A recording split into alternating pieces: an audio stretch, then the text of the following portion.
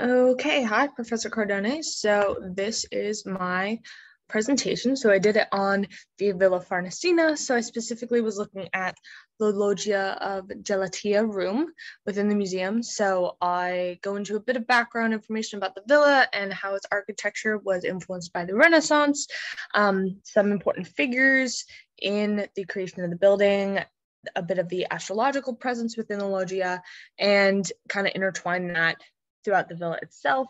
And then I go into the Triumph of Gelatia painting by Raphael.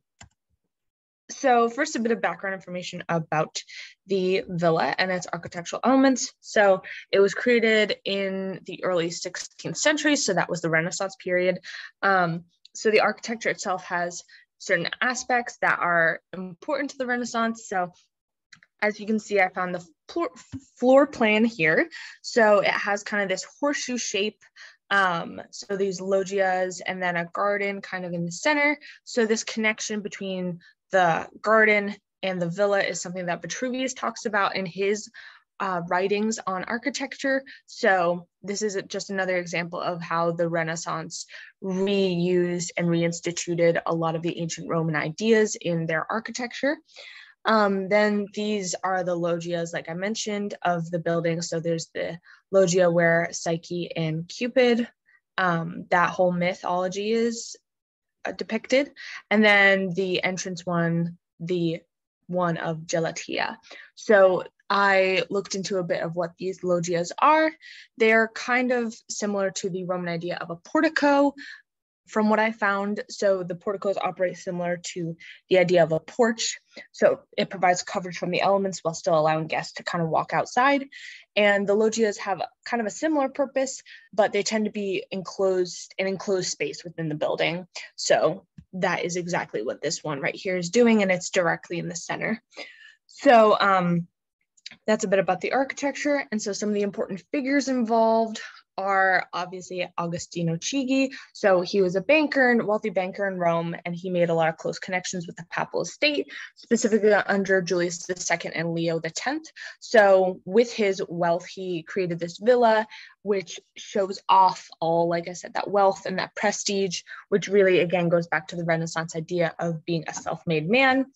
And so Chigi hired the Siena painter and architect, Baldassare Perucci, to plan and create this villa. So construction, like I said, started early in the kind of 1500s. So specifically, I found out that they first started construction on the 22nd of April, 1506, as this was considered a favorable planet alignment and the supposed anniversary of the founding of Rome. So this theme of astrological dictation is present a lot throughout the Renaissance and throughout this villa. So I'll get into that a little bit later. And finally, the other important person is Raphael. So I talk about his painting a little later on. So a bit about the importance of the astrological and the horoscopes within the Loggia of Gelatia. So they used these horoscopes to kind of predict the lives and destinies of people specifically. Even if those predictions ended up being false or not coming true, they kind of chalk that up to human error. So they really did believe that the planets and stars could show what was in store for each person. So this is an example of a bit of the depictions that are made throughout the villa right here, including I got the book in the gift shop. So here's the full map of everything that's on there. Right on the right is Agostino Chigi's horoscope. So from what I read in the book, a few important ideas that are present in his horoscope are the planet Mercury is depicted. So that's also the god of trade.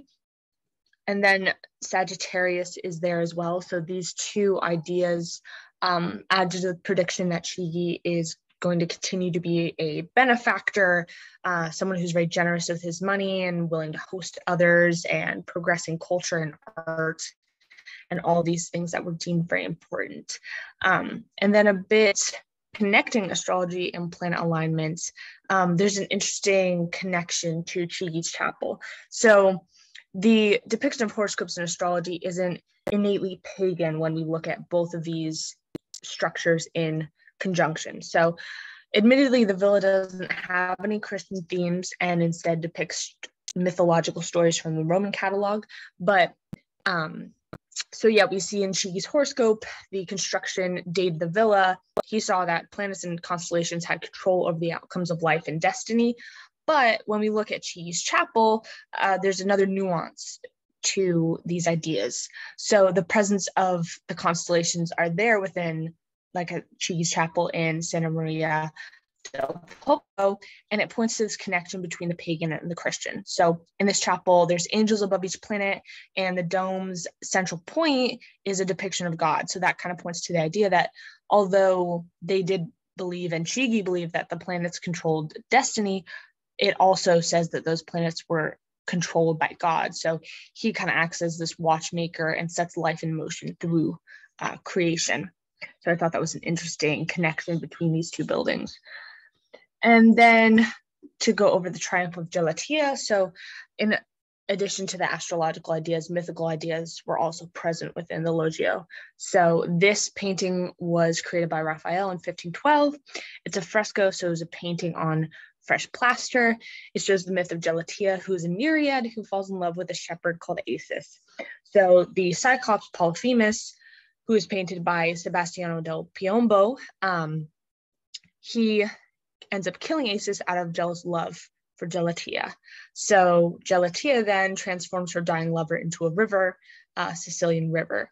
So when recreating these kind of mythological stories, artists had to kind of choose a specific point in time to create.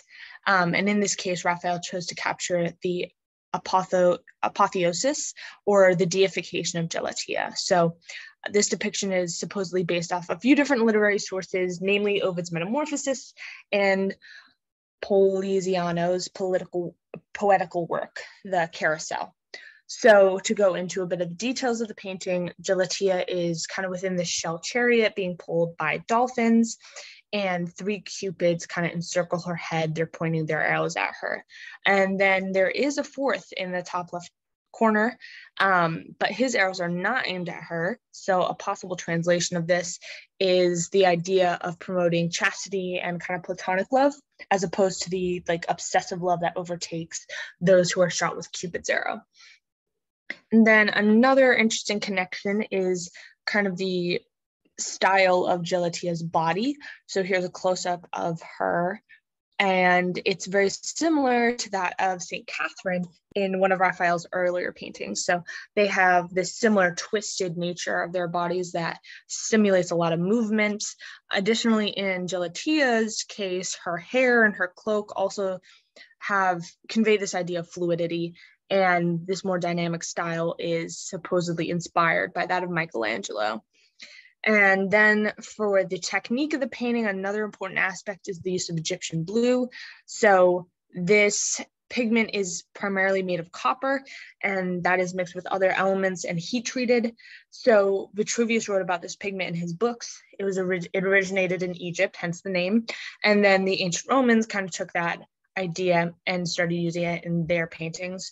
And then Raphael read Vitruvius's writings and chose to use it as well. So again, this idea of the Renaissance taking ideas from the ancient Romans. And then a final idea here, like I said, the blue makes it a lot of cool colors, cool tones, and then the use of red on her cloak kind of stands out and complements the blue, and it draws your eye right to Galatea, right in the center of the painting.